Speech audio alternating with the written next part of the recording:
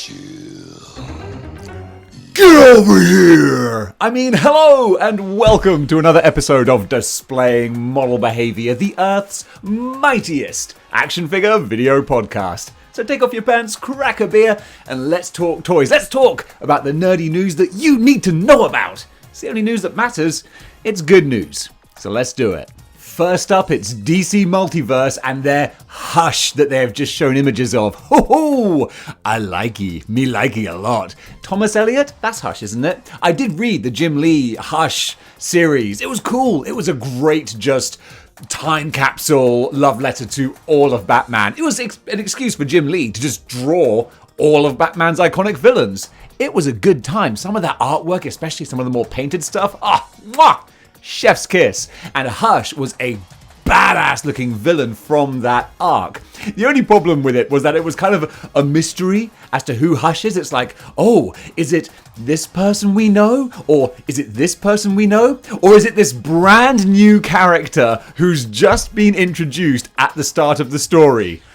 I do wonder. At least they threw a bit of a curveball. It's, I don't want to spoil anything. It's a good time. And this figure looks like a good time as well. I mean, it's McFarlane. You know what to expect from McFarlane DC. If you like him, then great. If you don't like the style, then it ain't going to change your mind.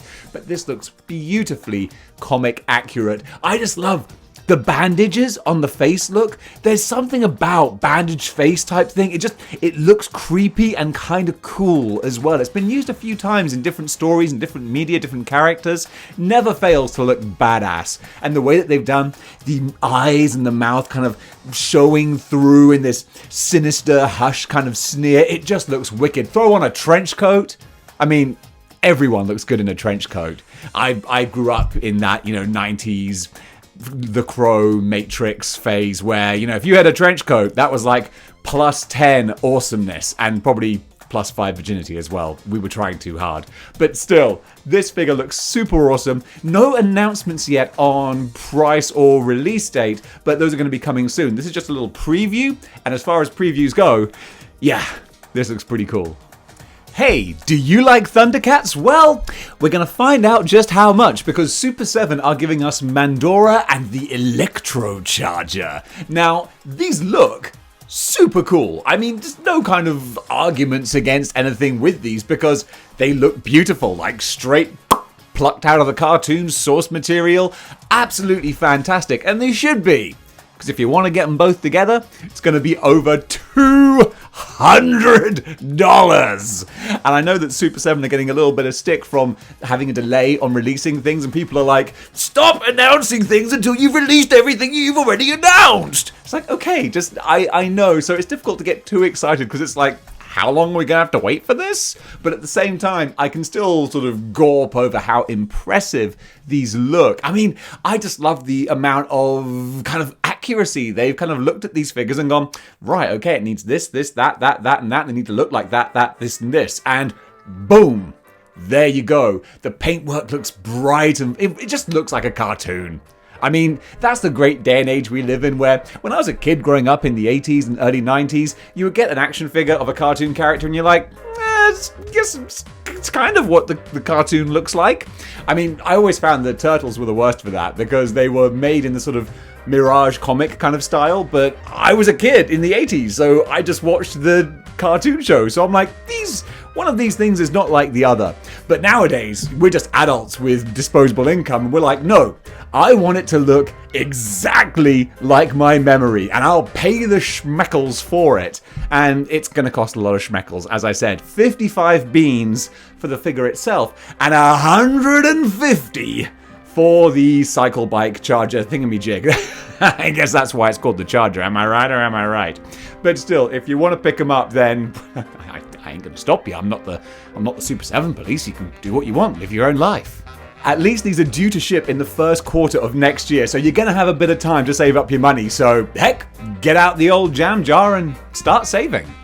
Going over to good old Marvel Legends, my true love of action figures, which I feel has been a little bit quiet recently, which is silly to say, really. We just had the controller wave announcement. But you know me, I'm just a greedy little piggy always wanting more. And they're going to satiate us a little bit by allowing us to pre-order Kate Bishop, Hawkeye from the Ultron Infinity Wave. That was a lot of words I was trying to put in my brain and then come out my mouth hole in the correct order.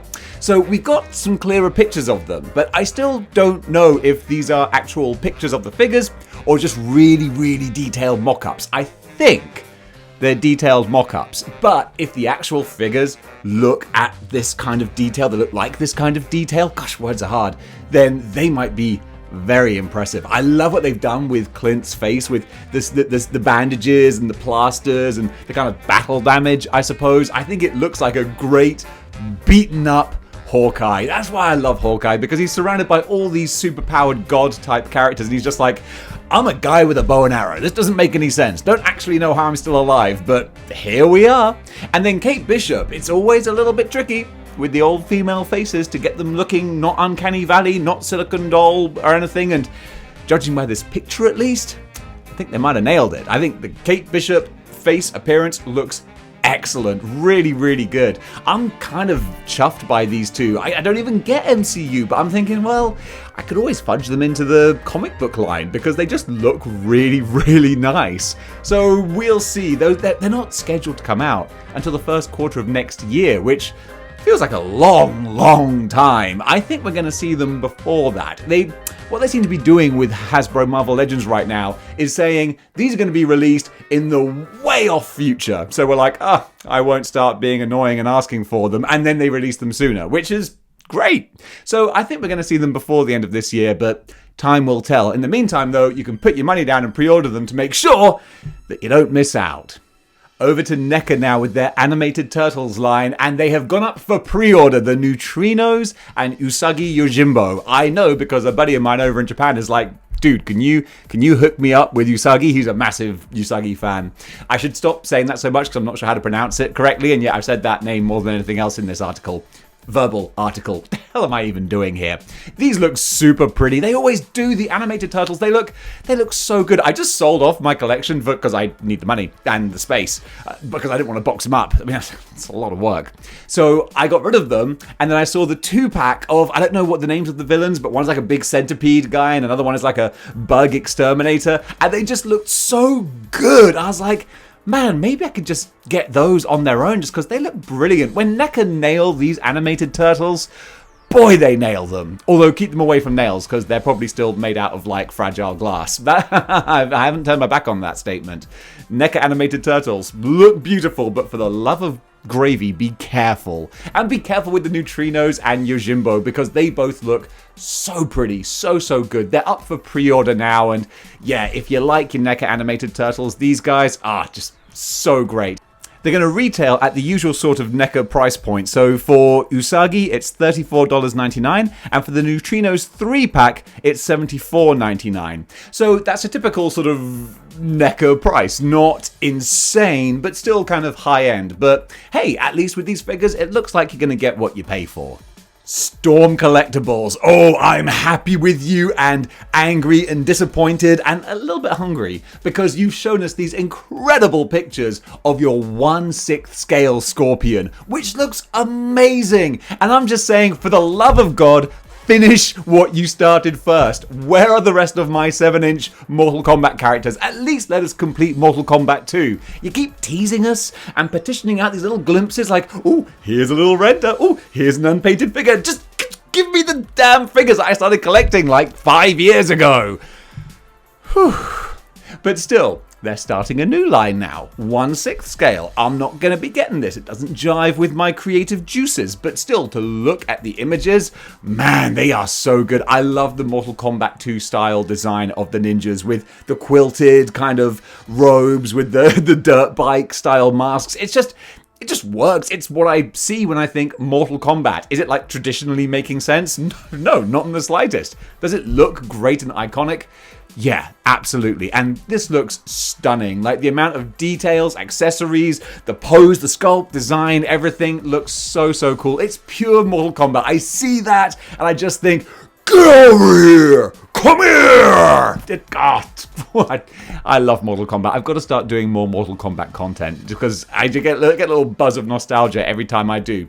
So let me read you the facts on this guy. So the estimated release date for this Scorpion is going to be the third quarter of this year, so not too long to wait. And the price is going to be $235. So at least kind of a little cheaper than your Hot Toys, but still we're in that kind of 1/6 scale sort of ballpark. So pepper your wallets, because you know that if you get this, you're going to want Sub-Zero. And then if you've got the two ninjas, then you're pretty much tied into buying anything else, because no one's putting a gun to your head, but come on, I know you. I know why you watch this, because you're as bad as I am. And as soon as you start, you ain't stopping. So keep that in mind before you start buying these things. You're going to buy them anyway, aren't you? Yeah, you are. Oof. You know what my newest thing that I discovered in the last couple of months is? 5K toys.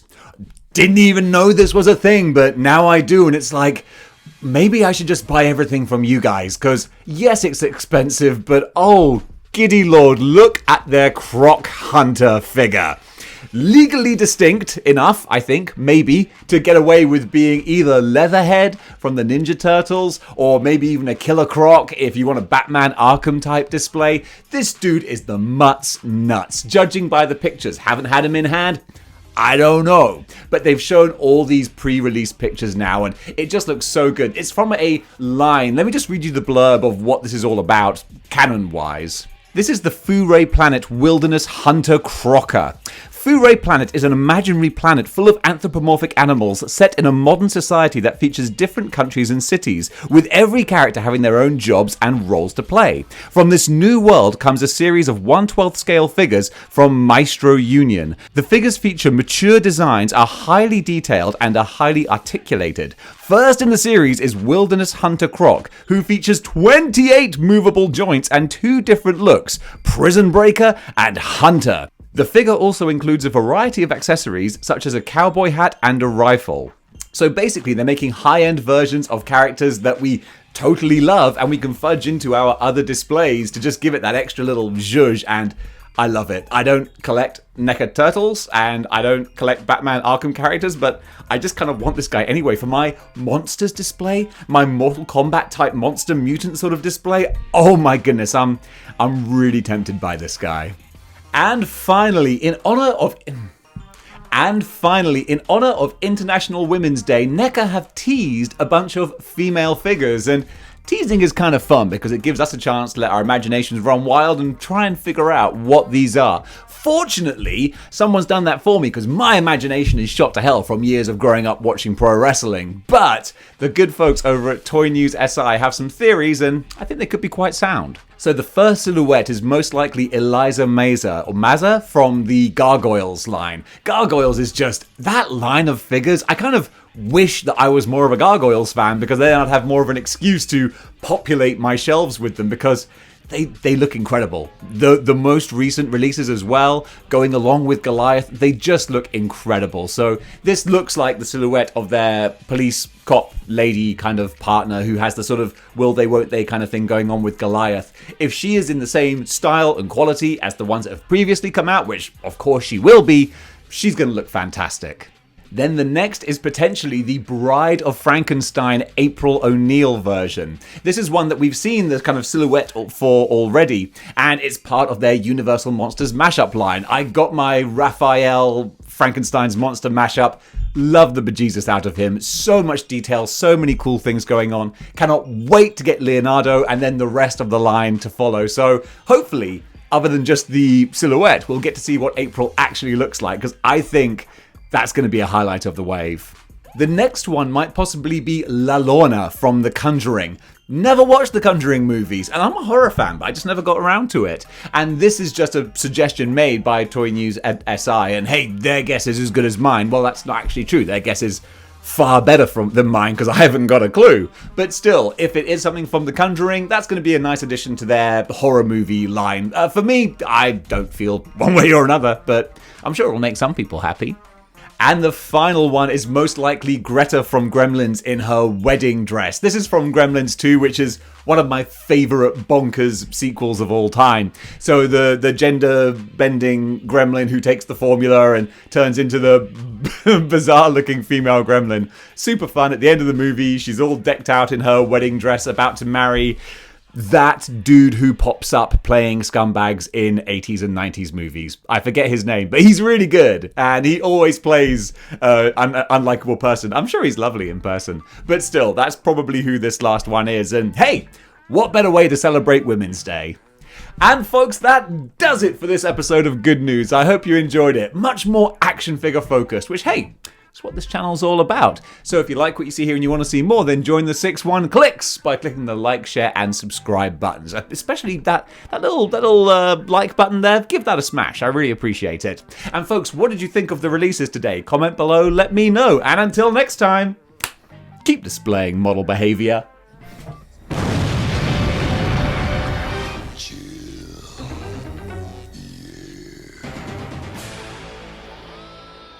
Get over here!